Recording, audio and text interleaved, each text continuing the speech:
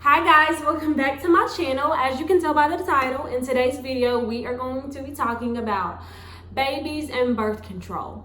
So when I say babies, I just mean what it's like to be a young mom, because I get asked that a lot, how I feel being a mom now. What's it like being a mom? Do you feel different? Yada yada yada.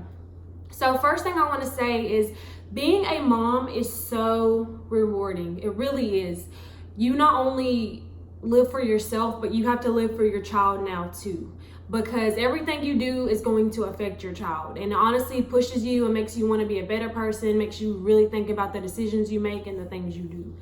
So with that being said, becoming a mom, I honestly think I have grown up a lot more. I look at stuff way differently now. My relationships with people are honestly, I still take them serious, but I'm like, you know what? My child matters more than any of this bull job that's going on. So that's something to keep in mind, because you do have to grow up. And also another thing is I think I said this in my previous video, but if I didn't, the day you pop your baby out, regardless of how you do it, C-section, vaginal, however you do it, you are a parent, you're a mom. Like you're responsible for that little life. As soon as it comes out and you hear the little cries, everything is on you. You are the primary caregiver. So that's a lot to keep in mind, especially in relationships, because sometimes it can feel like you're just doing everything by yourself, but honestly that's just how it is. You're a mama, that's what you signed up for.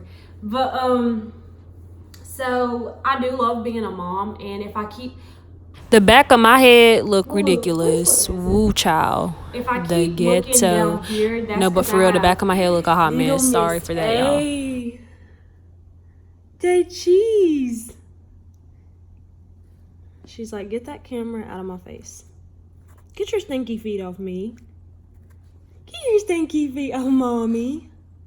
I don't want them on me. But so just keep in mind that it's not about you anymore. So you can't go into this being selfish. You can't go into this thinking things are going to be exactly how they things are going to be exactly how they were before you got pregnant, because it's not. Everything changes. And you do have a lot of weight on your shoulders. And that's another thing about being a young mom. My anxiety is just through the roof, because I am responsible for somebody's life for the rest of my life. And I know that she's always going to come to me. Yes, she loves her daddy, but you know as well as I know, you always want your mama. Like, well, I do. I know I always like, when something's wrong, my first thing's, Lulu, please calm down. You hear that little bell going? She was chasing something. But anyways, she just got me distracted. When something goes wrong, my first instinct is to call my mama. So I know, like, I'm hoping that's how it will be. Whenever something's wrong, she wants to call me, not, oh, my mama's going to be mad at me. I don't want that relationship with her. I want her to be like, I need to call my mom because I don't know what to do. I've done got myself in this mess. Yada, yada, yada. So, but it does get overwhelming, because you always worry if you're making the right decision or not. Is this the right decision? Am I being the best for her? Am I doing what's best for her? Will she grow up and hate that I did this or love that I did this? Like, everything you do affects your child. So it does get overwhelming. And sometimes you just feel like you're not enough. Well, at least I do. I'm like, I don't think I'm the best mom I can be, or I feel like she deserves better. I constantly feel like my child deserves better than me. And I know, like, I'm the best for her. I made her. But it's just that you just want what's best for them, you know? And sometimes it just feels like you're not being the best, or they could have better or something. I'm not really sure, but just know that you're the best for your child, and they wouldn't want nobody but you. They love you. You're all they know. And even when you feel like you're not doing it right, or you just feel like the worst mom in the world, you're not. Give yourself a break and relax. Also, what you say and how you feel matters, not everybody else. So don't go into this and this person says they did this and this person says they did that. That does not matter. It's what you want to do. I cannot stress that enough, because trying to make everybody happy when it comes to raising your child that you pushed out of your, or C-section, no judgment, it's however, but trying to make everybody happy when it comes to your kid is just not gonna happen. And honestly, you shouldn't have to. It's about your child's happiness and yours. you have to live with the consequences of what your child does when they grow up, and how they grow up, how they act, how they seem. So really, it doesn't matter what anybody thinks. Yes, opinions and advice are great. I'll take them in wholeheartedly, but at the end of the day, I'm the one who's gonna have to deal with it. When we go home, when we go to bed tonight, throughout life, I'm gonna have to deal with it. So it's my choice, my final say. So just keep that in mind, because at first I really was trying to make everybody happy and do what this person said, and oh, I did this with my baby, so you should too, and I did this and you need to be doing this. So, and now I'm just like over it, because I'm the one raising her, and whatever happens is gonna fall on me. So I get to decide what happens. But ew, what, you want your teeth in ring? Here, does it feel so good? Does it feel so good? Yeah, it feels so good. But yes, I forgot where I was at. Her face, I just love it. It just distracts me. Doesn't it? Doesn't it? Yeah. But also, I would not go into this saying this is this and this and trying to set it in stone, because it just does not work out that way. Like when I was pregnant, there was so much I said I was gonna do. Like, oh, I'm gonna do it like this, I'm gonna do it like that. And then she got here and I was like, skirt, I'm not gonna do it like that. She was like, Mama, you're not gonna do it like that. Bless you. Bless you. Are you okay? Did you get it out? Yeah? Yeah. You're the cutest thing ever. Yeah, I love you. Yeah, I do. But so yeah, so there's just a lot that comes to being a young mom, and I've said that in my previous video, and I'm gonna keep saying it. It is hard.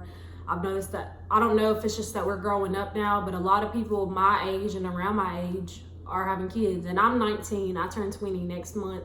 So I'm pretty young. I'm not married. It's not your typical situation where we fell in love, got married, no, we did our own storyline. Like, things happen. And with that being said, I wanted to talk about birth control, because I ask a lot of questions about birth control. I've been asking a lot of people about what birth control they're on, how they feel. Since 7th grade, when I first got my period, I was 12 years old, and I had very, very bad periods. So since 7th grade, yes, I was 12 in 7th grade, I've been on birth control throughout school, to my senior year. And then after I graduated, I stopped taking the pill, because honestly, I wasn't taking it like I was supposed to, because you have to take the pill same time every single day. Can't miss a beat or it doesn't work. And I wasn't even doing that. I was missing like 3 days and then going back and popping all 3 pills, and it was just throwing my body like out of whack. So I completely stopped taking birth control. And I wasn't on birth control since I graduated. So from about, let's say 18 till I got pregnant with her, I was not on birth control. And I got pregnant with her when I was 18, turning 19. So, but I was off it for about a year before I got pregnant with her. And I just do not like the pill. It's just hard to remember. It's a lot, and I just would not remember to take it. So I was asking around, and I've asked a lot of females and girls and moms what they've done. And I asked this one girl, she had been getting the shot, and it had like a lot of negative side effects for her. I know it's different for everybody's body, but it had a lot of negative side effects for her. She said it was making her lose her hair. And I asked some other people, and they said it was making them gain weight, and they just didn't feel good. But vice versa, my cousin gets the shot, I believe, and she likes it. It's fine. She's doing fine on it. So it really is just a matter of your body. I went ahead and got the implant, which is why my arm is bandaged up. And I'm actually going to take this bandage off in this video because I want to see what it looks like. But I went and got the implant Nexplanon, and I just want to talk about that a little bit because I had some people asking me questions on my Snapchat about it, and it's just easier to do a whole video. So Nexplanon is good for 3 years. I know if you look it up on the internet, it can say 4 to 5, but my doctor told me 3 years. So it is good for 3 years. It is a little bar. It's probably is like about this long that goes in your arm. It's like on top of your muscle. It's like right under the skin. It's not in there deep. It is progesterone, so if you're breastfeeding, it's completely fine. It shouldn't affect your milk supply at all. there's usually no weight gain on it. Acne, it said acne can tend to get worse. I was told acne can tend to get worse, and if you know me in person or in real life, you know that my skin is terrible.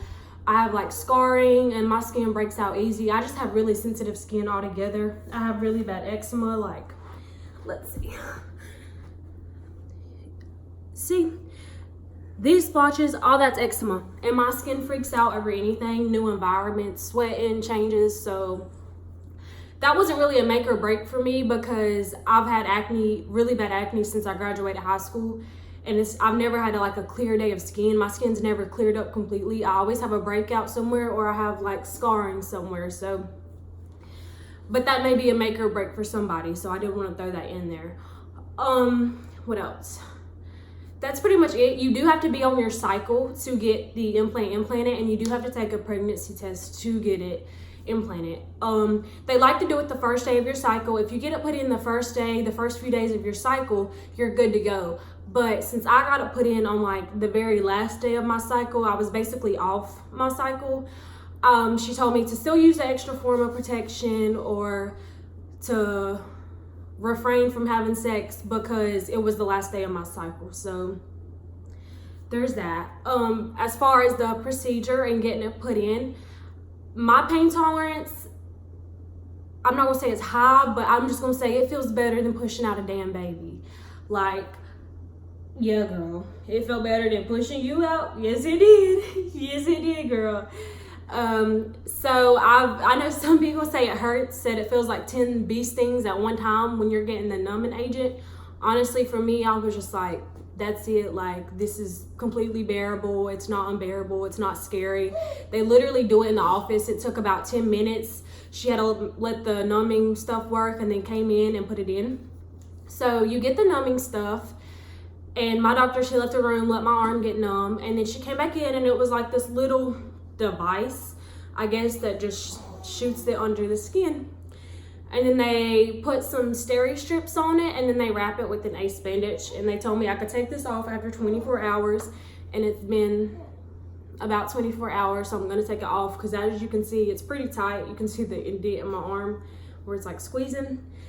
So, my arm wasn't sore until the numbing medicine started wearing off, and it was really sore last night sleeping on it. It's really sore pressing on it. Yeah, girl, it hurts. It does, it hurts. You can see the bruising coming out of my bandage. I was already starting to bruise, but that's normal. You're putting something in your skin that wasn't there before. So we're just gonna take this ace bandage off and see what's underneath. So,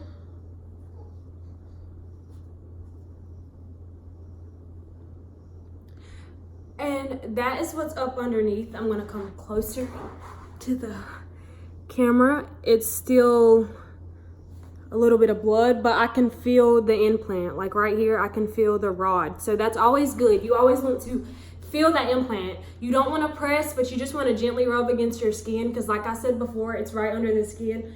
Feel the implant and it's there. They do not want you getting your steri strips wet. They want you to keep them on as long as possible because that skin has to heal because there is like an opening from where they put it in, obviously. So that's what that is. So you can take showers, of course, and stuff, but do not peel these off. You let them fall off on their own. And of course, there's some bruising, and my arm isn't sore, but it's just like where it's at is sore. So I totally recommend it. I guess we'll see I can't recommend it yet because I just got it, but we'll see how it affects me. But as of right now, I would recommend it. It was a very easy procedure, in and out. And hopefully it works for me. We'll see in the future. But that is all I had to say in this video. Just talk about that. So we will see you guys next time. Say bye-bye, Rara is looking like, please shut the hell up. Bye-bye. Bye, guys.